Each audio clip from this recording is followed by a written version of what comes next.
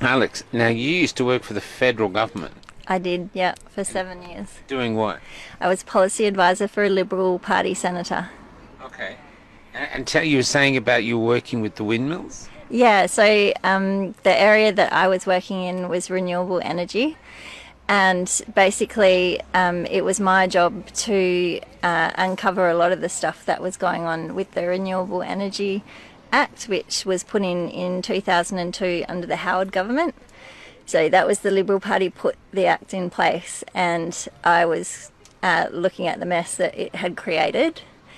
And what a lot of people don't understand is that the Renewable Energy Act creates a subsidy environment where if you build wind turbines, you're paid between $600,000 and $900,000 per turbine per year as a subsidy alone.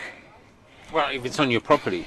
No. So what happens is the wind company comes in and leases, they pay a lease to the farmer to build the wind turbines, and that in effect makes sure that the farmer is still liable for the turbine.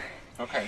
And they pay a lease of $12,000 a year, usually, and the company gets paid between $600,000 and $900,000 per turbine per year.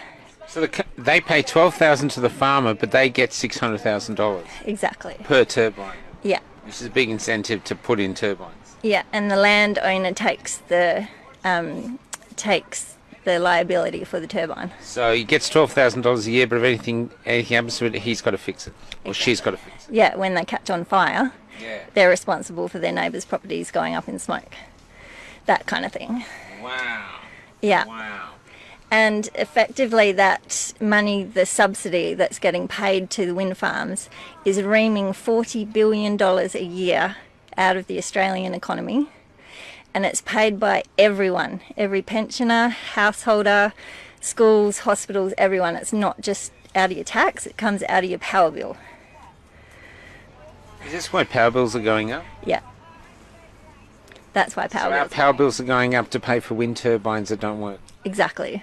And why don't they work? So they don't work because, for a start, they draw power off the grid, so they have to have coal-fired power in order to turn. They're not windmills, they're turbines. And essentially... Sorry, what do you mean?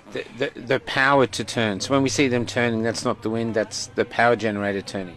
Essentially, they have to draw power off the grid, so they have to draw coal-fired power off the grid in order to turn. And what happens when the wind picks up, they do actually start to create electricity of their own, but that electricity is so intermittent and unreliable, when it gets back to the grid, it has to be balanced on the grid, which you can't do. And like with your coal-fired power station, you can't ramp your coal-fired power stations up and down. So the coal-fired power station stays at the same level because it takes 24 to 48 hours for them to get up to heat anyway, and they just let off steam as the wind comes onto the grid. So there's absolutely nothing about them that works apart from reaming that amount of money out of the Australian economy, and it's going offshore. That money's going offshore.